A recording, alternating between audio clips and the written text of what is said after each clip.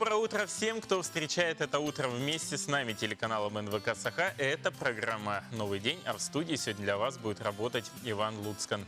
Ничего страшного, что сегодня 27 мая и день недели понедельник. Пусть для вас он будет не тяжелым, а настрой будет рабочим и позитивным. Потому что и вроде бы весна уже вступает активно в свои права, точнее уже даже лето вступило в свои права. На улице становится с каждым днем теплее, несмотря на такие по-настоящему летние дожди, но разве они могут испортить настроение? Что касается дня сегодняшнего, то сегодня отмечается Общероссийский день библиотек. Так что всех, кто связан с этим памятным днем, хочется поздравить с праздником, потому что ту работу, которую проделывают библиотекари, она очень важна. Они сохраняют, приумножают знания народа благодаря сохранению книг.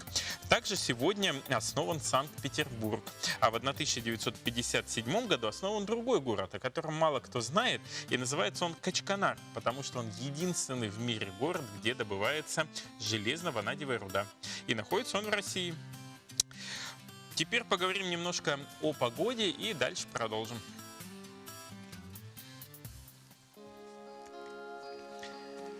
Сегодня, по данным Якутского управления по гидрометеорологии и мониторингу окружающей среды, утром в центральных улусах было плюс 8, плюс 10, днем будет плюс 17, плюс 20, в Заречье утром было плюс 4, плюс 13, днем плюс 18, плюс 20, на юге минус 1, 0, но днем плюс 15, плюс 17, в Вилюйских улусах плюс 3, плюс 8 утром, плюс 18, плюс 20 днем, в Нижнеленских улусах плюс 7, плюс 11 утром, плюс 19 будет днем, на западе 0 плюс 6, днем плюс 16 плюс 20, в Колыман-Дигирских улусах 0 плюс 8, днем плюс 2 плюс 14, в Янских минус 1 плюс 5, днем плюс 8 плюс 14, на северо-западе минус 4 плюс 5, днем плюс 3 плюс 15. В Якутске в 6 утра температура воздуха была плюс 10 градусов, атмосферное давление 752 миллиметра ртутного столба.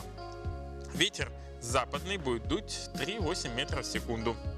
А днем ожидается просто замечательная погода. Не жарко, не холодно, а плюс 16, плюс 18 градусов. А что самое важное, что сегодня в Якутске будет без осадков.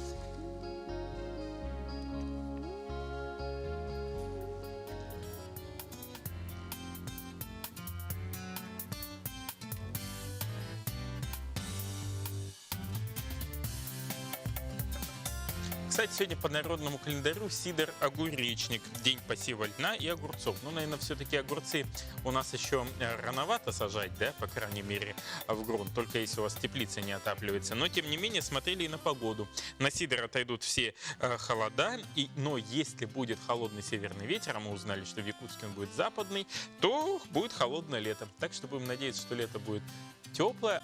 А мы продолжаем наш эфир. Спасибо, коллеги, за оперативную информацию. Кстати, еще из новостей.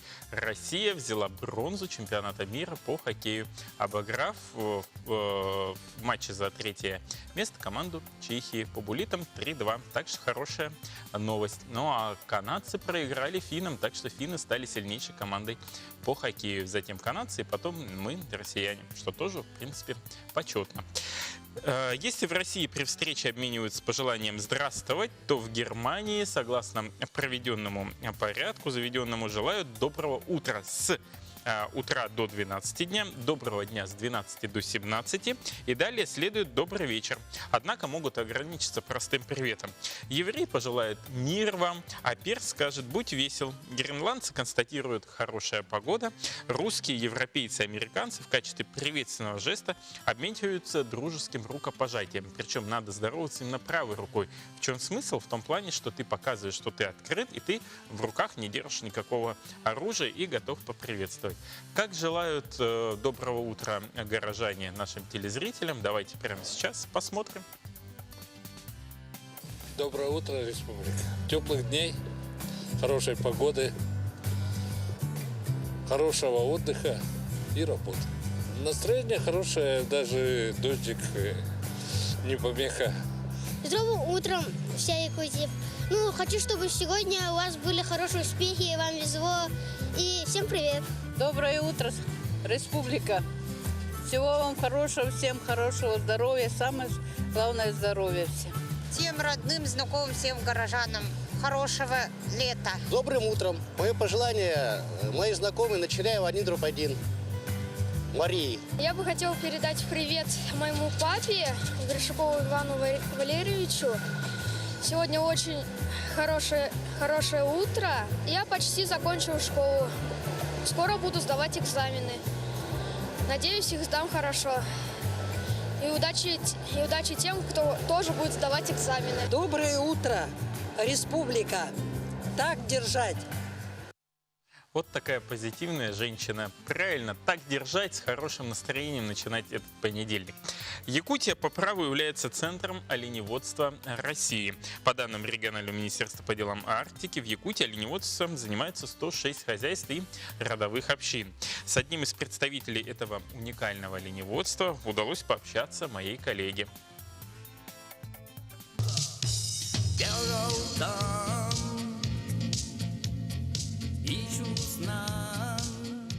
О родной степи, бескрайней тундре слова сами сплетаются в песню, выплескивая то, о чем сердце болит, душа радеет. Александр Погадаев, потомственный оленевод, родом из Тополиного. Я живу и работаю в оленеводстве. Всю жизнь проработал оленеводом. Имеем свою частную общину имени Петра Егоровича Погадаева. Однажды я осознал и понял, что мой народ и вообще малочисленные народы Севера начали забывать свой родной язык, свои традиции, свою культуру. И самое главное, мы теряем по республике свое уникальное оленеводство. И когда я пришел к такому выводу, я начал писать свои стихи, свои песни. С тех пор Александр выпустил 2 диска своих авторских песен на родном эвенском языке. Признается, что 13 лет не пел и не писал. Но, как камень не может остановить бурлящую реку, слова и мелодии сами вырвались. Я делаю ставку на молодежь. То есть, когда они услышат мои песни, начнут изучать уже забытый нами родной язык. И к тому же я стремлюсь, чтобы возродилось наше уникальное оленеводство. Я пою в основном про наш родной уникальный край, красивый. Песни мои в основном про оленей, про тайгу, о том, как мы живем. У меня в стаде там находятся мои родные племянники, молодые, им по 25, по 27 лет. И стараюсь я, чтобы они продолжили наше дело, нашу работу. Самобытный уклад жизни на севере, неспешность бытия, единство с природой – все это есть гармония, манящая всех, кто хоть раз там побывал. Но и тут есть своя ложка дегтя. Проблема оленеводства – это низкая заработная плата. В будущем выживет только частное оленеводство. Почему? Потому что он будет осознавать, что это его земля, его олени. И ради этого он может и в пургу, и в метель пойти за своими оленями. Встаю чучура и снова душа холодеет моя. Веков старинное слово. Вернется ли в эти края? А между тем в Якутии у выпускников началась горячая пора. Это итоговые экзамены. Так, для девятиклассников аттестация стартовала уже в минувшую пятницу, 24 мая, с основного госэкзамена по иностранным языкам. А первые экзамены для 11-классников начнутся сегодня. Это будут тесты по географии и литературе.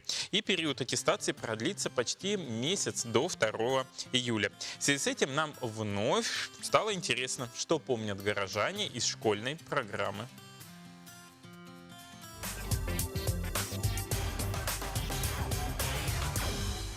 Сколько будет 10 в кубе? 30. 2. Это что, 30? 100. 10 в кубе. 1000. 1000. 3 раза по 10. Это сколько, Виталий? Ну, посчитайте. Ну, 3 раза по 10. Сколько? Вы? 1000.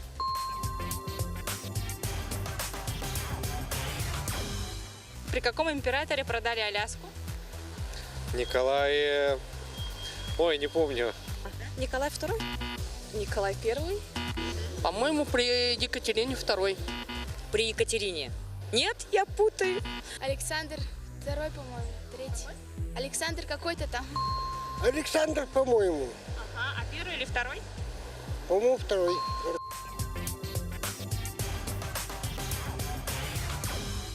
А какой предмет у вас в школе лучше давался? Ну, давался география. А вот, наверное, вы тогда знаете, сколько улусов в нашей республике. Опять в ноль. Так, сейчас 8 перешли в арктическую зону. Но они все равно якутии. Они в арктической зоне 8. А вот тут точно не могу вспомнить сколько. Более 30, наверное. 7, да. Ой, нет, улусов много. 13? 30... 36? 34? 36, да. 35 или 36.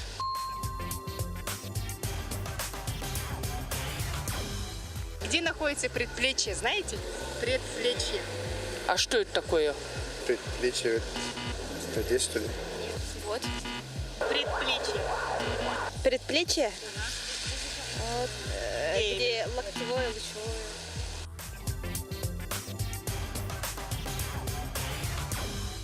Помните ли вы формулу серной кислоты? А, нет. Совсем не помните? А что-нибудь из химии помните? Формулу какую? H2O. О, это что? Вода. По химии у меня сплошная тройка была. Ой, вообще нет. Что там H, там кто-то там. Не знаю. Я вообще в химии 2. H24? Соляна H, хлороферная H2SO4. H2SO4.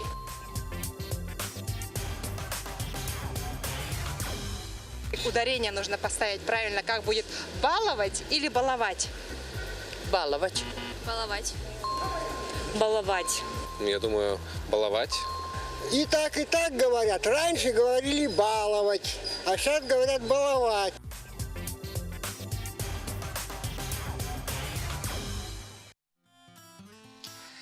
1-4 июня в Якутске будет проходить 4-й этап Национального лесного форума 2019 года. До этого данное мероприятие успешно прошло в Тамбове, Тюмени и Перми. После Якутска мероприятия пройдут еще в нескольких городах России, таким как Сыктывкар, Красноярск и Москва. Сегодня у нас в гостях ректор Якутской государственной сельскохозяйственной академии, народный депутат Республики Иван Иванович Слепцов. Доброе утро. И профессор кафедры соответствующего вуза «Технология и оборудование лесного комплекса» называется кафедра, руководитель научной школы инновационной разработки в области лесозаготовительной промышленности и лесного хозяйства Игорь Владиславович Григорьев. Доброе утро. Ну, наверное, первый вопрос, да, Иванович, к вам. Что дает проведение вот одного из этапов лесного форума в Якутске для Якутии? Ну, в первую очередь, это внимание отрасли. Почему? Потому что Якутия – это самый большой субъект федерации. У нас леса достаточно много. И серьезный подход вот к этой отрасли будет давать нам дополнительные доходы, дополнительные рабочие места. Ну и, конечно, это развитие нашей республики в том числе. 2 июня пройдет круглый стол непосредственно в Якутской государственной сельхозакадемии. Кто будет участником данного круглого стола и вообще как он связан с тематикой форума, какая канва, возможно, основная? Ну, форум у нас проходит с 1 по 4 июня в Якутске. 2 июня на нашей базе мы проведем круглый стол. Мы там обсудим вопросы развития переработки, технологии переработки. Приедут специалисты из разных компаний мира, так скажем. Сегодня зарегистрировано 250 человек, 77 из них из других регионов и 2 зарубежных партнера. Ну, гостей будет достаточно много. Уровень это федеральный уровень. Мероприятие проходит под эгидой Государственной Думы Российской Федерации. Может, что-то есть добавить по круглому столу? Я понимаю, что вы являетесь тоже одним из ответственных лиц за проведение этого мероприятия. Да, спасибо. На территории, скажем, на базе Якутской сельскохозяйственной академии год назад был открыт факультет лесного комплекса и землеустройства. И я хочу сказать, что это в общемировом тренде, потому что во всех странах мира нет специальных лесных вузов, а лесников готовят в агротехнических вузах. И вот мы с Иваном Ивановичем посещали Скандинавию, где, соответственно, та же практика, потому что и лесники, и аграрии пользуются одним и тем же ресурсом — землей. Сейчас почти 50% всей перерабатываемой древесины в мире уже выращивается на лесных плантациях, как сельхозпродукция. И здесь лесники вообще ничем не отличаются от аграриев. Очень отрадно, что год назад Иван Иванович, понимая эту специфику, пошел на открытие такого факультета.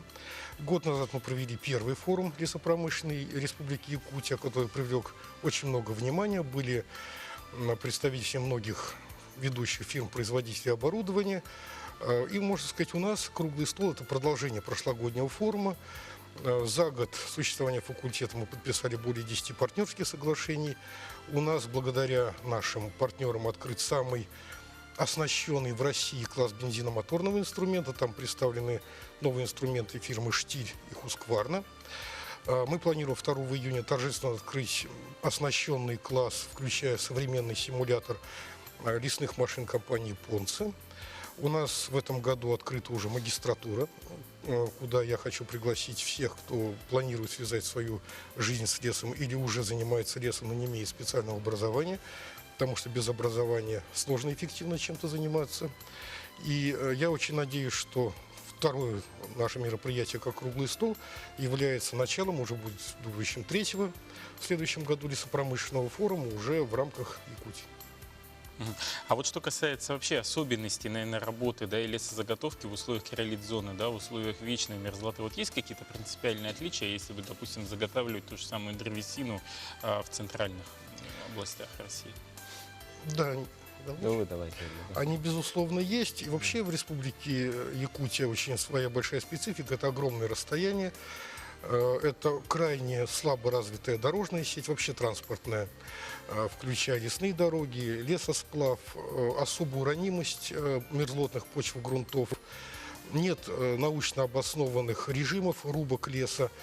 И еще такая специфика, исходя из отсутствия дорог, почти 50% лесов Якутии относятся к резервным. Это резервные леса, в которых не проводятся никакие хозяйственные мероприятия, они перестаиваются, как все пожилое, так скажем, болеют, отмирают, являются источниками пожаров, насекомых вредителей. И это ресурс, который пропадает совершенно неэффективно. При его эффективной переработке можно действительно получить много рабочих мест, можно дать значительный вклад в экономику. По статистике, по свежей, в Якутии используется менее 10% расчетной лесосеки. Это означает, что почти 90% лесного урожая остается гнить в лесу. Это неправильно. И, безусловно, наша задача не только научить студентов, но и для действующих предприятий подобрать оптимальные системы машин, технологии. Это возможно. И весь мир рубит и за полярным краем, там, где есть лес. И большая часть стран мира использует абсолютно любую древесину. И в европейской части страны это уже также используется. Уверен, что в Якутию, благодаря и факультету, эти технологии в ближайшее время придут. Вот, Иван Ильич, наверное, вам вопрос не только как и к ректору сельхозакадемии, но и как к народному депутату. Вообще перспективы развития лесного комплекса Якутии вы как видите? Ну, вообще у нас должна быть отдельная программа, я так думаю, да, по промышленному освоению наших лесов, плюс переработка. Конечно, сырьем продавать все можно, но здесь нам необходимо и переработка заниматься. Ввести сюда технологии новые, современные технологии. Да, вот недавно были в Финляндии группой, действительно, 80% экономики Финляндии, да, государства, состоит из леса. От переработки, от вырубки, ну, производства вот, из древесины разных материалов. 80% ВВП государства Финской Республики – это лесная промышленность. Поэтому здесь у нас в Якутии, имея такие потенциалы, я думаю, тоже нам надо серьезно подойти к этому вопросу. Кадровые, значит, резервы у нас есть на самом деле. Сегодня мы, как ВУЗ, занимаемся подготовкой специалистов. И, конечно, инвесторы, которые сюда зайдут, будут иметь уже резервы кадровые и, конечно, будут работать эффективно. Ну и конъюнктура рынка в целом, да, в мире очень хорошая, и этим делом надо серьезно заниматься. Может быть, какие-то уже контакты установлены с другими вузами страны? У нас есть контакты вот с Уральским лесотехническим институтом, там мы имеем контакты. Вот. Наши сотрудники, наши профессора являются членами диссертационных советов нескольких вузов. Поэтому, я думаю, здесь нет проблем по подготовке, по улучшению, по развитию, значит, образовательной деятельности и в целом по переработке и вот производству в этой отрасли. Ир, вот как вы видите, как специалист, в чем может быть первоочередные задачи для развития лесопромышленной области в Якутии? Первоочередные задачи, ну, я скажу так, сейчас Министерство по развитию Дальнего Востока и Арктики озвучило 7 мегаинвестиционных проектов в леса Дальнего Востока. 3 из них будут находиться в Якутии. И большая часть средств, а там порядка 170 миллиардов рублей в общей сложности планируется инвестиции, это развитие дорожной сети. Потому что без дорог лес рубить несложно, большая проблема его доставить. И в среднем по России 80% себестоимости древесины на складе, на лесопильном заводе – это транспорт. Вывозка, стоимость дороги. Будут дороги, и все будет хорошо. Я более чем убежден. И такое количество резервных лесов в Якутии связано прежде всего с отсутствием дорог. Вот такая цифра, что в среднем на 1000 гектаров в России приходится где-то примерно 1,5 километра лесных дорог, а в Якутии 0,12. Вот, собственно, отсюда и все проблемы, которые, в общем, могут быть успешно решены. Вот Иван Иванович совершенно правильно отметил, что Финляндия достаточно небольшая страна, не имеющая нефти, газа, алмазов, но она имеет лес, поэтому на него было акцентировано основное внимание, и Финляндия хорошо показывает, что лесом можно жить, и жить достаточно достойно. Как раз вот я вижу, у вас там, по-моему, флаг Финляндии, Это России. знак компании «Понце», партнера Якутской сельскохозяйственной академии, которая нам организовала поездку в Финляндию, и которая презентует нам современный симулятор лесной машины. Мы можем уже готовить операторов лесных машин современных, даже озвучив, что стоимость симулятора 100 тысяч евро.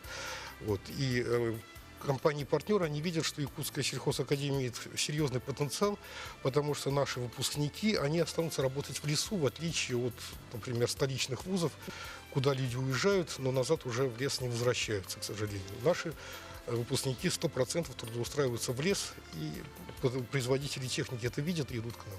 Да, ну, хочется в завершении нашей беседы напомнить, где будет проходить форум, в какие даты и кого вы приглашаете к участию. Мы приглашаем всех желающих на наш форум. Форум будет проходить в 2 площадках. Это первый на базе Якутской государственной сельскохозяйственной академии и на базе СУФУ КЦ «Сергелявские огни». А где регистрироваться надо? Регистрироваться на сайте Лесного форума. Да, лесного форума. Спасибо большое за то, что подошли к нам в студию. Хочется напомнить, что на студии был ректор Якутской государственной сельхозакадемии Иван Иванович Слепцов и профессор кафедры технологии и оборудования лесного комплекса Григорьев Игорь Владиславович. Удачи вам в проведении лесного форума. Надеюсь, будет интересно, полезно и самое главное, чтобы принесло результаты. Но сейчас мы прервемся на короткую рекламу. Не переключайтесь, оставайтесь вместе с нами. Далее будет интересно.